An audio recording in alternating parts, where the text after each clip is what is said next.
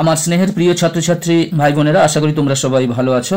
তোমাদের আজকের বিকালে একটি ভিডিও দিয়েছিলাম তোমাদের যে শিল্প সাহিত্য সংস্কৃতির ইতিহাস, এর থেকে কয়েকটি প্রশ্নের অ্যান্সার আমি তোমাদের দেখিয়ে দিয়েছিলাম।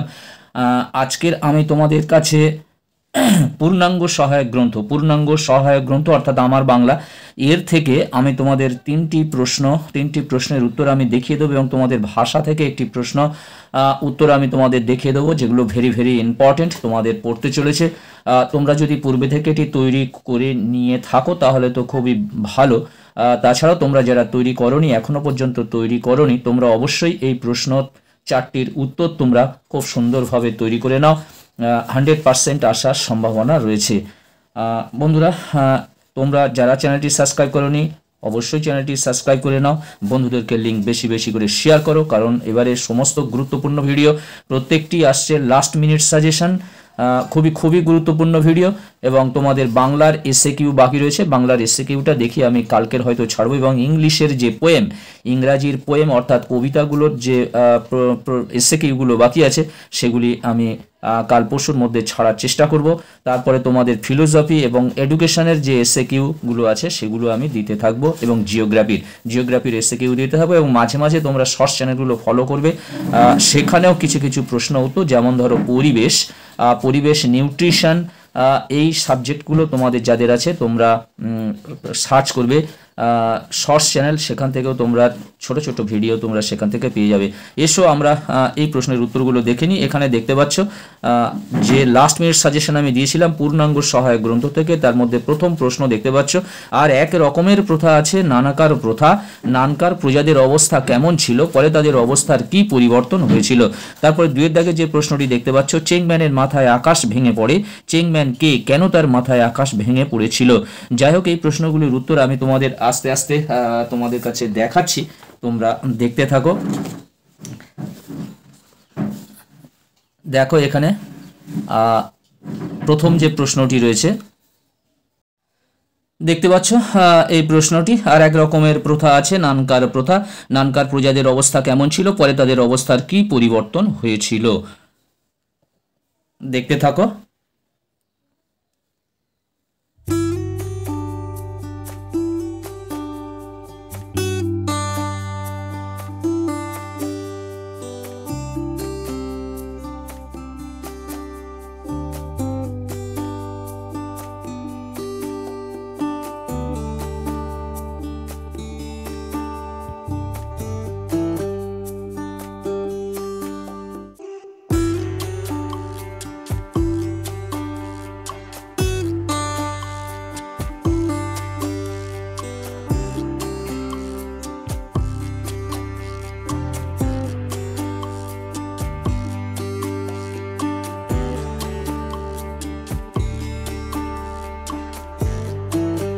চলো আমরা পরের প্রশ্নটা এবং তার উত্তরটা আমরা দেখে নিই।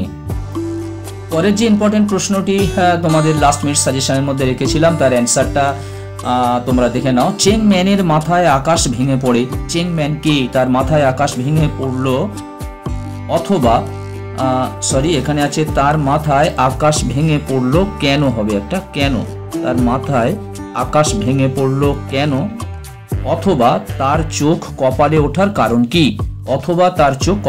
কারণ কি, দেখতে পাচ্ছ অ্যান্সারটা। সুভাষ মুখোপাধ্যায়ের লেখা আমার বাংলা গ্রন্থে সংকলিত হাতির বদলে ছাতি রচনায় চেংম্যান ছিল গারো সম্প্রদায়ের একজন ছোট ব্যবসায়ী।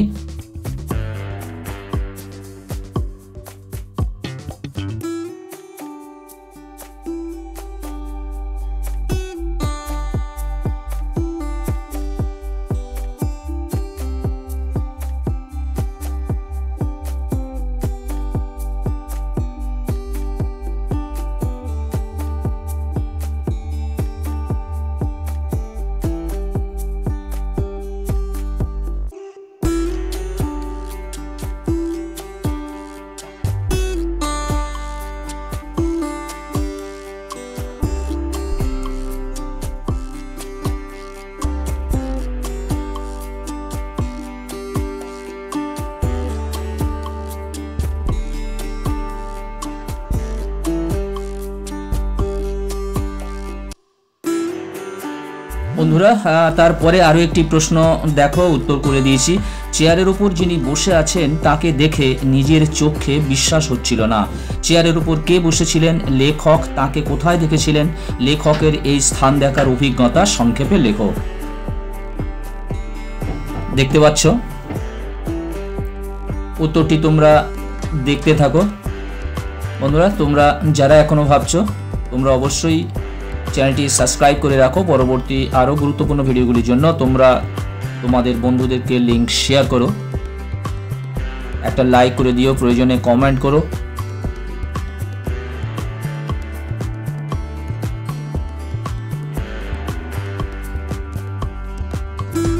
এই তিনটি প্রশ্ন খুবই ইম্পর্টেন্ট। আশা করছি তিনটি প্রশ্নের মধ্যে একটি প্রশ্ন তোমাদের কাছে আসতে চলেছে।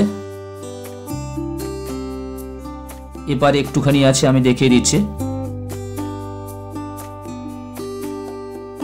তার আগে এই পেজটি আরো একবার দেখে নাও।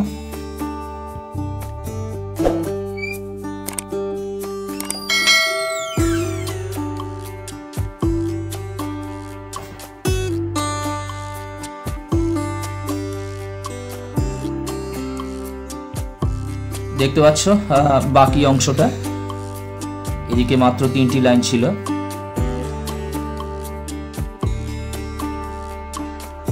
আমি তোমাদের আরো একটি অতিরিক্ত প্রশ্ন আমি তোমাদের দেখিয়ে দিচ্ছি, সেটি তোমরা দেখে নাও।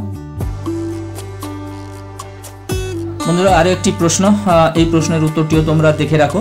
হঠাৎ একদিন খেপে উঠল কলের কলকাতা। কলকাতার খেপে ওঠা বলতে কি বোঝানো হয়েছে? কলকাতার খেপে ওঠার ফল কি হয়েছিল? এই প্রশ্নের উত্তরটি তোমরা দেখে নাও।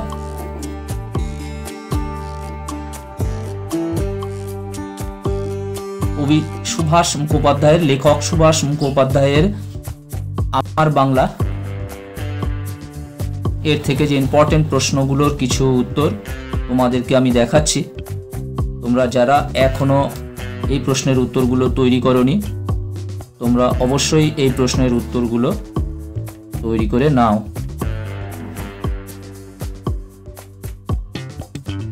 আরো একবার আমি তোমাদের দেখাচ্ছি টেনে।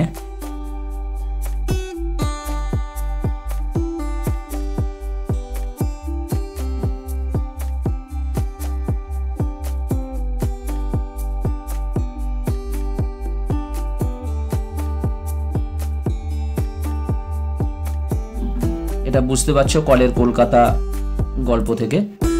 এবার চলো ভাষা থেকে আমি একটা প্রশ্ন দেখাবো, এর বেশি দেখাতে পারবো না কারণ ভিডিওটি অনেকটা লং হয়ে যাচ্ছে।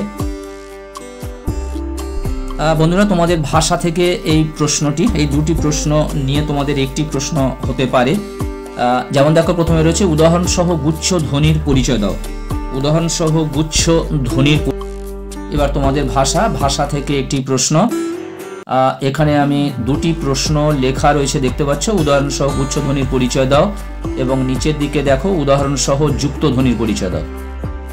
এই যুক্ত ধ্বনির পরিচয় এবং গুচ্ছ ধ্বনির পরিচয়, এই দুটিকে নিয়ে একটি প্রশ্ন তোমাদের দিতে পারে, এবং আমার কাছে মনে হয়েছে ধ্বনি থেকে এই দুটি প্রশ্ন খুবই ইম্পর্টেন্ট। দেখে নাও এর উত্তরগুলো। প্রথমেটা দেখো, উদাহরণ সহ গুচ্ছ ধ্বনির পরিচয় দাও।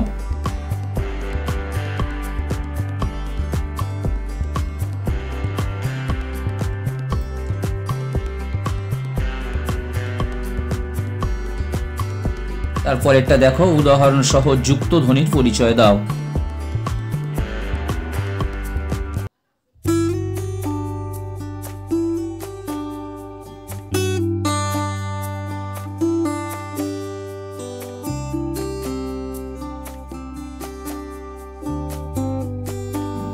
বন্ধুরা, ভিডিওটি অনেকটা লং হয়ে যাচ্ছে। আবার চেষ্টা করব আমি তোমাদের বাংলার গদ্য পদ্যর যে ইম্পর্টেন্ট প্রশ্নগুলো আছে তার নোটগুলো বানিয়ে দিতে। কিছু কিছু আমার কাছে আছে, তোমাদের শর্টসে দেওয়া আছে, এবং আরও দু একটি প্রশ্নের উত্তর আমি সাজিয়ে তোমাদের কাছে দিতে চেষ্টা করব। তোমরা যারা চ্যানেলটি সাবস্ক্রাইব করোনি, অবশ্যই তোমরা সাবস্ক্রাইব করে নাও, বন্ধুদেরকে লিঙ্ক বেশি বেশি করে শেয়ার করো। আজকের মতো ভিডিওটি এখানে শেষ করলাম। তোমরা সবাই ভালো থাকবে, সুস্থ থাকবে, তোমাদের জন্য রইল শুভকামনা। All the best. আবার কথা হবে নেক্সট ভিডিওতে।